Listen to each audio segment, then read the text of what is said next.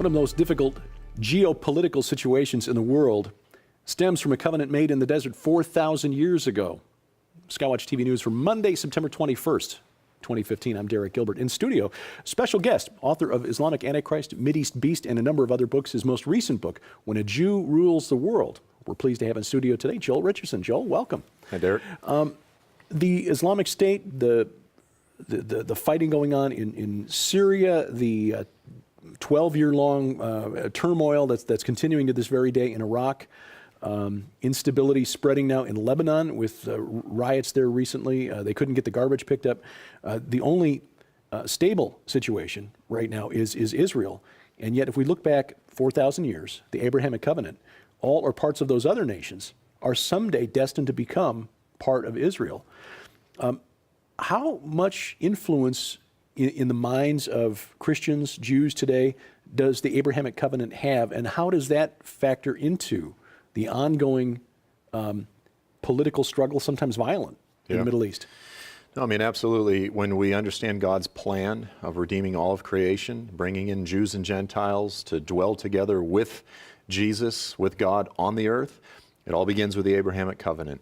And God promised to Abraham that he would give his descendants the land of Israel. I mean, he made a vow unto death. He said, I will do this. It's an everlasting covenant.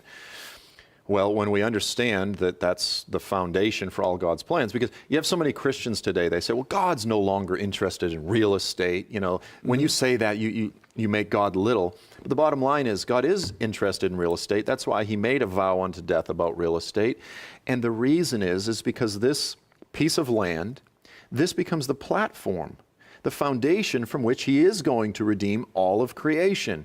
And so it's not as though God is only interested in that piece of real estate, but he's interested in that piece of real estate because he's interested in redeeming all of creation and bringing in people from every tongue, tribe, people, and nation. So when we look at all the events unfolding throughout the Middle East, ISIS, all of these things, we understand that this is the moving of the nations by the hand of Satan in his efforts to come against and possess the land of God, to come against God's purposes and possess not just the land of Israel, but most specifically Jerusalem, and then ultimately the most contested piece of land on the earth, the Temple Mount, because that's the spot where Jesus' throne will be established and where he will rule the nations. You made an interesting point prior to this broadcast about the church, the irony of the church dismissing the importance of God's promise of land, because clearly Satan hasn't gotten that memo, because so much effort has been focused on reclaiming it and controlling it instead of God's chosen people. And the idea of the Temple Mount and that being a sort of focus of the conflict, the idea of the battle for a cosmic mountain or a mount of assembly, if you will. How key is that to understanding history? You know, it's interesting. I mean, when you just think of the simple reality, a Jewish man is going to come back. He is going to reestablish the throne of David, and it's going to be on that very spot, the very spot where the temple has sat. You know, by the way, I'll just throw this out. When Jesus said to his disciples, in my Father's house, behold, I'm going away to prepare a place for you. He says, in my Father's house are many rooms, many mansions, many spaces. Whenever he used that phrase, my Father's house, in the New Testament, what was he referring to? Well, I would have assumed, again, based on my upbringing in the church, I would assume heaven. Everyone thinks it's heaven. Right. But when he says, my Father's house, that's actually a reference to the temple. That's why when he overturns the tables of the money changers, he says, my Father's house will be called a house of prayer. He was actually saying to the disciples, when I come back and establish my throne, and I actually live in this new rebuilt temple, you, disciples, will actually live with me in my Father's house. And he's going away to prepare a place for them. Because ultimately he was preparing a place not in heaven, but actually as part of his kingdom on earth. So here's the spot that Jesus is going to rule the nations from. Those of us that have discernment, do we think it's just a coincidence that the religion of Islam has built a monument called the Dome of the Rock on that very spot? And in the Dome of the Rock, encircling that in the Arabic script are the words of the Quran, which says, God has no son. Far be it from God that he would have a son. Do we not see that as prophetically significant? That Satan is angry and he wants the throne of David. He wants to sit in the throne of God. That's always been Satan's plan. When we understand what Satan is up to, what God is up to, all of these events unfolding throughout the Middle East make sense. Replacement theology, the idea that the church has somehow supplanted Israel in end times prophecy. What are the implications thereof, and how is it influencing our politics, American politics, our geopolitics today? Yeah, I mean, the bottom line is God's plans to save all of Israel are still in effect.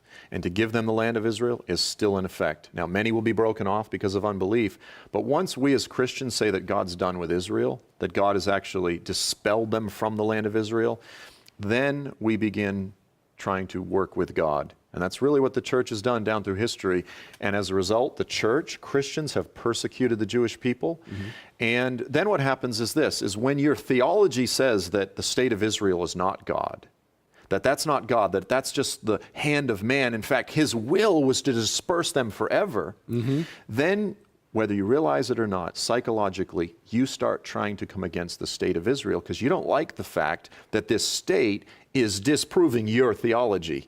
And so all the guys that embrace replacement theology, very, even the ones that are very conservative and they say, well, I support the state of Israel, they often tend to make statements and take political positions which undermine the state. And those that are more vehement, they become adamantly opposed to the state of Israel. So it has implications, no question about it. And we see a lot of people who will make claims begin giving credit to conspiracy theories, like the actual state of Israel was founded by Khazars. They're not real Jews. The real Jews are gone, or the real Jews have become the United Kingdom or the United States. The 10 lost tribes are dispersed and have manifested elsewhere to justify the political view.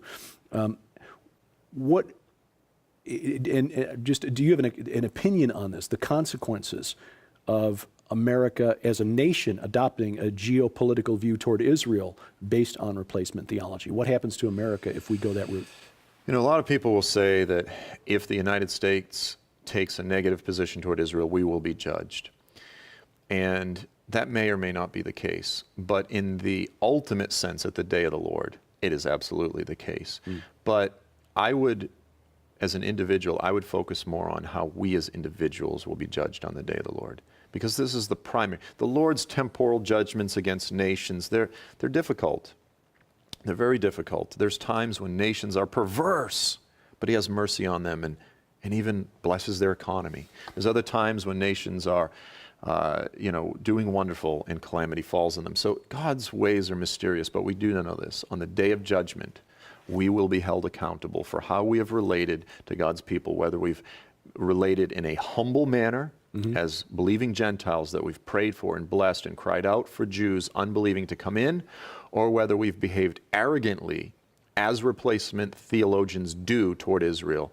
And then we will be held accountable, and there will be accountability on that day. You can be washed in the blood of Jesus, but your role in the age to come will be determined by your faithfulness or your lack of faithfulness in this age. The scriptures say we will be judged according to the deeds done in the body, whether good or bad. Right. Now, that's not determining whether we get into the kingdom. Right.